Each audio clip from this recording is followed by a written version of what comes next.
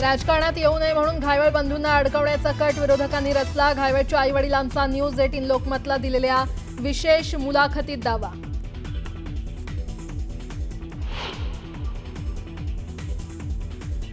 निलेश घायवळ अधिकृत पासपोर्टवरच परदेशात गेला, घायवळच्या आईवडिलांचा दावा।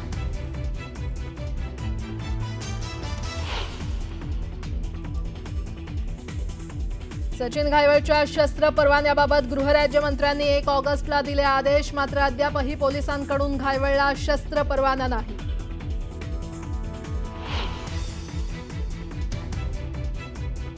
कुणीही कायदा हातात घेतला तर कारवाई होणार, तर घायवळला शस्त्र परवाना पोलीस आयुक्तांनी दिलेला नाही। या संदर्भात चौकशी सुरू। घायवळ प्रकरणावर अजित पवारांची मोठी प्रतिक्रिया।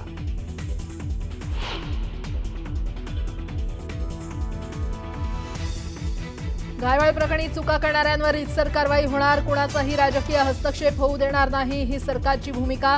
अजितदादांची घायवळ प्रकरणी कारवाई संदर्भात स्पष्ट भूमिका। अहिल्यानगरमध्ये जाहीर सभेत इम्तियाज जलील यांचा नितेश राणेंवर नाव न घेता जोरदार टोला। चिकनी चमेली म्हणत जलील यांची तुफान फटकेबाजी। हैदराबाद गॅजेट जीआर विरोधात ओबीसींचा आज नागपुरात मोर्चा। विजय वडेट्टीवार मोर्चात होणार सहभागी।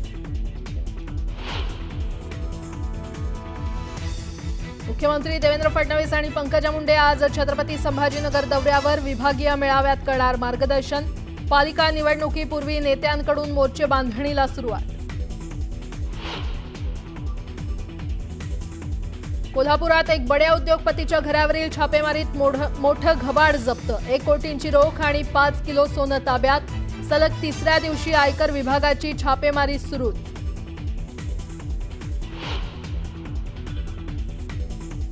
गाझामध्ये करण्यात आलेल्या शांती कराराबद्दल मोदींनी ट्रम्प आणि नेतन्याहूंचं फोन करून केलं अभिनंदन। टॅरिफच्या मुद्द्यावरही ट्रम्प यांच्याशी चर्चा झाल्याची माहिती। आणि उत्तर प्रदेश अयोध्येत स्फोटामुळे कोसळलं घराचं छत, 5 जणांचा मृत्यू। सिलेंडर की कुकरमुळे स्फोट झाला, याचा पोलिसांकडून तपास सुरू। महावितरणाच्या कार्यक्षेत्रामध्ये खासगी कंपन्यांना वीज वितरणाचा परवाना देण्यात येऊ नये या प्रमुख मागणीसह अन्य मागण्यांसाठी वीज कामगार संघटनांनी पुकारलेल्या राज्यस्तरीय 3 दिवसीय संपात पहिल्याच दिवशी 70% कामगार सहभागी झाले। महावितरणाकडून वाटाघाटीसाठी कोणत्याच हालचाली नसल्यानं संप सुरूच राहणार आहे। एसटीनं राज्यातील ई-बस प्रवाशांसाठी मासिक आणि त्रैमासिक पास सवलत योजना लागू केलेली आहे। या योजनेअंतर्गत प्रवाशांना 60 दिवसांचं भाडं भरून 90 दिवस प्रवास करण्याची संधी मिळणार आहे।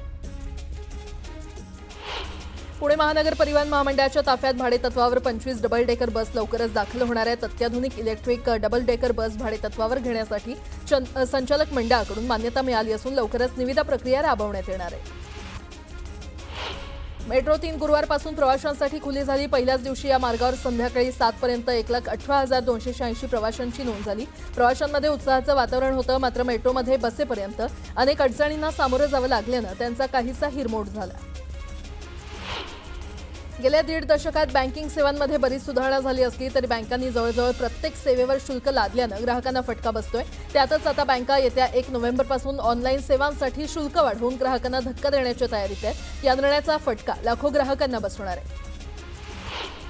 म्हाडाच्या कोकण मंडळातर्फे ठाणे शहर आणि वसई येथील विविध गृहनिर्माण योजनेअंतर्गत उभारण्यात आलेल्या 5,354 सदनिका आणि ओरोस कुळगाव बदलापूर येथील 77 भूखंड विक्रीकरता 11 ऑक्टोबर रोजी लॉटरी काढण्यात येणार आहे। ठाणे येथील डॉक्टर काशीनाथ घणेकर नाट्यगृहात उपमुख्यमंत्री तथा गृहनिर्माण मंत्री एकनाथ शिंदे यांच्या हस्ते लॉटरी काढण्यात येईल।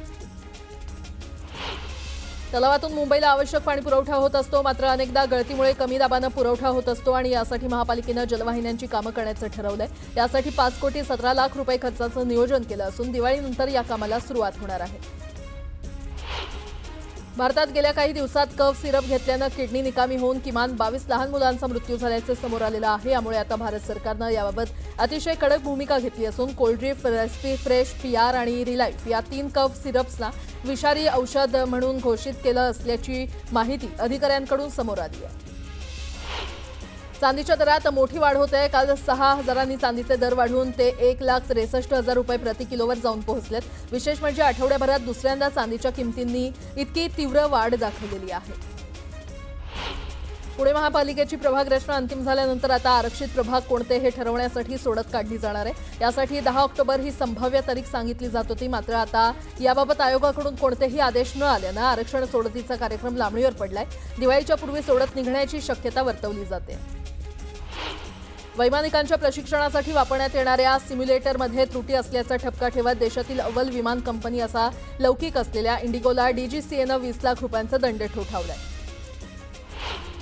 लातूर जिल्ह्यातील अतिवृष्टी आणि पुरामुळे नदीकाठच्या शेती पिकाचं मोठं नुकसान झालंय। मांजरा नदीला आलेल्या सततच्या पुरामुळे शेतकऱ्यांचं सोयाबीन नासून गेलं। रेणापूर तालुक्यातील डिघोळ देशमुख गावातील शेतात अद्यापही पाणी आहे, तर खरीप गेलं। मात्र आता रब्बी हंगाम देखील पेरणी अशक्य असल्यामुळे तुटपुंच्या मदतीवर जगायचं कसं असा सवाल बळीराजा विचारू लागलाय। भुसावळ इथल्या दीपनगर औष्णिक वीज निर्मिती प्रशासनानं घेतलेल्या राखेच्या धोरणाविरोधात 11 दिवसांपासून वेल्हाळा इथे लोकसंघर्ष मोर्चाच्या वतीनं उपोषण करण्यात येत आहे। या उपोषणकर्त्यांची खडसेंनी भेट घेतली। यानंतर त्यांनी दीपनगर प्रशासनाच्या अधिकाऱ्यांशी देखील चर्चा केली।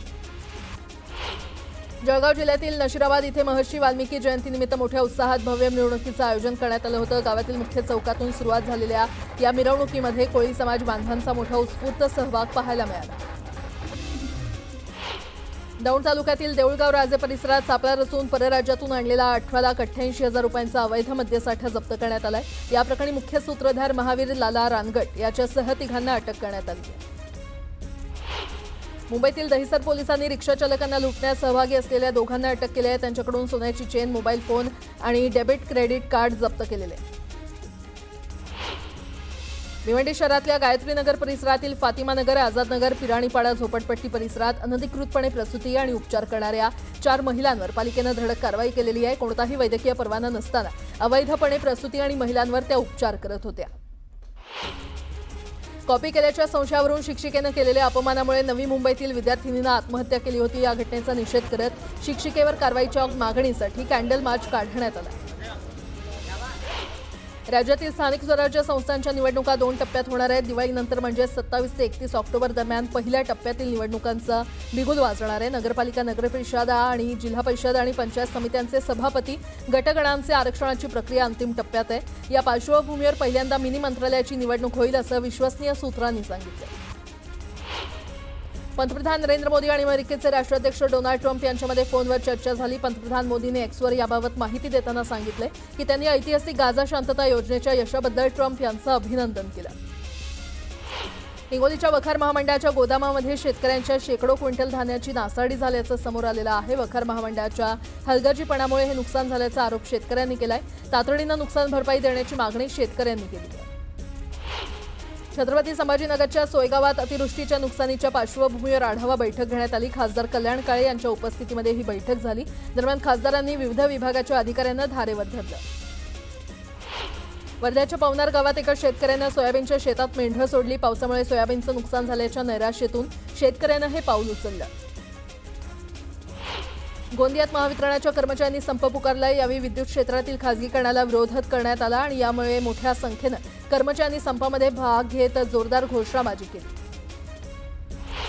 बीडच्या आष्टी तालुक्यातील नांदा गावातील जिल्हा परिषद प्राथमिक शाळेचं पुरामुळे नुकसान झालंय। दरम्यान पुण्यातील वकील संघाच्या वतीनं विद्यार्थ्यांना शालेय साहित्याचं वाटप करण्यात आलं। बीडच्या कुर्ला गावात शिवसेनेनं नागरिकांना मदत केली आहे। किराणा किट आणि कपड्यांचं वाटप करण्यात आलंय। मराठवाड्यात 6,000 किटचं वाटप करण्यात आल्याची माहिती उपजिल्हा प्रमुख राजेश कदम यांनी दिली आहे।